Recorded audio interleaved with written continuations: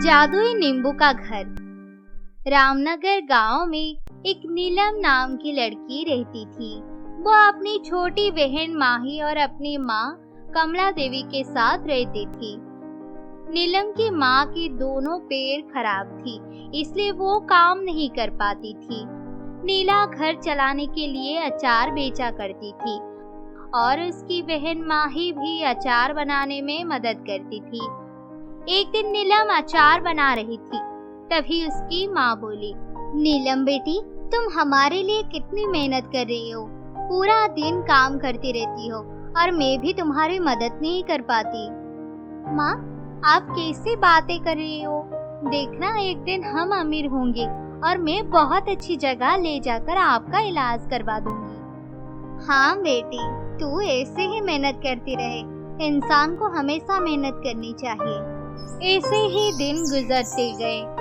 एक दिन नीलम अचार बेचने के लिए बाजार में जा रही होती है कि तभी कुछ गुंडे ने उसे पकड़ लिया। जितने भी पैसे तेरे पास है हमें दे दे, वरना तू बच नहीं पाएगी। मेरे पास तो पैसे नहीं है, मैं अचार बेचने बाजार जा रही हूँ।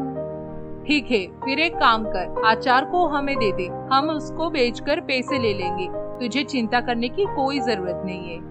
आप लोग ऐसा मत कीजिए, ये हमारी रोजी रोटी है। लेकिन गुंडे नीलम की एक नहीं सुनते और नीलम से अचार छीन लेते हैं और नीलम को वहाँ से भगा देते हैं। तब नीलम रोते रोते घर वापस आ जाती है।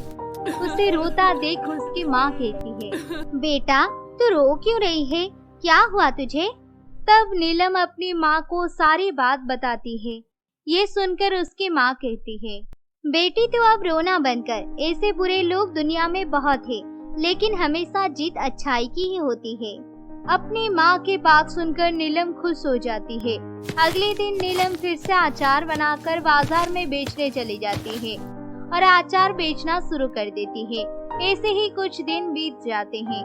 एक दिन नीलम बाजार में अचार बेच रही थी, तभी कुछ लड़कियाँ उसके पास आई। मैडम, आप लोगों का अचार चाहिए क्या? मेरे पास घर के बनाए हुए तरह तरह के अचार हैं, लेकिन उससे पहले हमें चखना है। ठीक है मैडम, आप चख के देख लीजिए, जो आपको अच्छा लगेगा वो आप ले लीजिएगा। इतना कहने पर दोनों अचार खाने लगे। तभी नीलम बोली, मैडम, आप मेरे पास ज्यादा अचार नहीं बचे, आप नींबू का अचार लेकर जा सकती हैं, ये आपको बहुत अच्छा लगेगा। लेकिन वो लोग अचार खाते ही जाते हैं और सारा अचार खत्म कर देते हैं। ये देखकर नीलम कहती है, आप लोगों ने तो मेरा सब अचार खा लिया, अब आप इन अचार के पैसे दे दीजिए।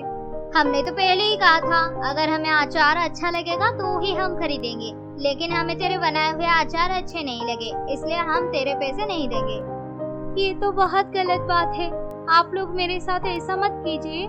नीलम उन लोगों से पैसे मांगती है, लेकिन वो लोग उसके पैसे नहीं देते और नीलम के साथ बदतमीजी करने लगे। तभी उसने नीलम को धक्का देकर नीचे गिरा दिया। नीलम नीचे गिरकर जोर जोर से रोने लगी।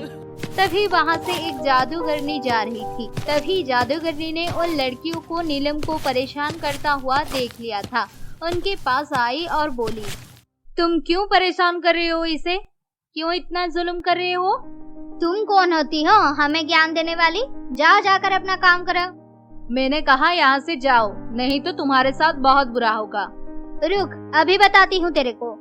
जैसे ही वो लड़की जादूगरनी के पास बढ़ने लगती है, तभी जादूगरनी अपनी जादुई झड़ी से उन लड़कियों के हाथ गायब कर देती है।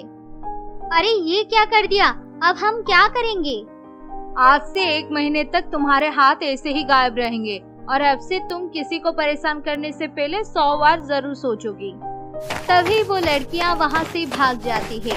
तब जादूगरनी ने नीलम को जमीन पर से उठाया। क्या हुआ बेटी? वो लोग तो चले गए, अब तुम क्यों रो रही हो? उन लोगों ने मेरा सारा अचार खा लिया और अगर आज में पैसे नहीं लेकर गए तो मेरे घर वाले क्या खाएंगे? बेटी, तुम फिक्र मत करो, मैं तुम्हारी मदद करूंगी।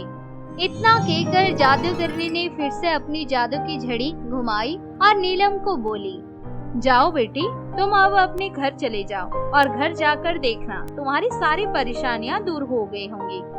जादूगरनी की बात सुनकर नीलम घर चली जाती है और वो घर जाकर देखती है कि उसके घर के पीछे एक जादुई नींबू का घर है।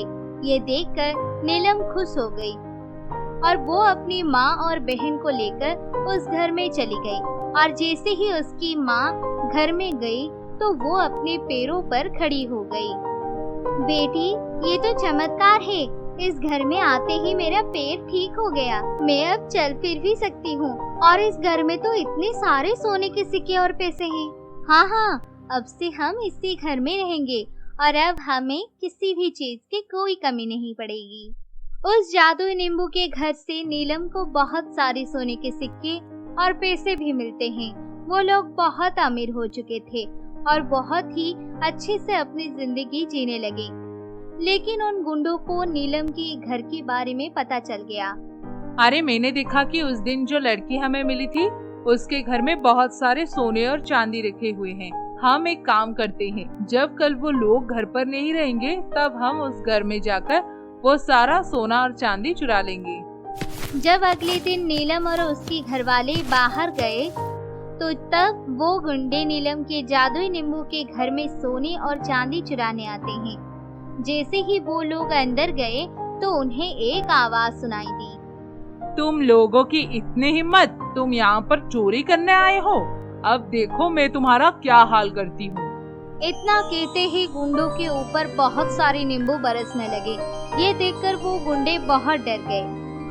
अरे बाप रे, ये घर तो बहुत ही खतरनाक है, भागो यहाँ से। इतना कहकर वो गुंडे वहाँ से भाग जाते हैं। वो गुंडे अगले दिन नीलम के पास आकर उससे माफी मांग लेते हैं। नीलम ने भी उन दोनों को माफ कर दिया है। उसके बाद से नीलम कुछ जादुई नींबू के घर की मदद से गरीब लोगों की मदद भी किया करती थी और उनके आशीर्वाद की वजह से अपने परिवार के साथ हंसी खुशी से रहने लगी थी।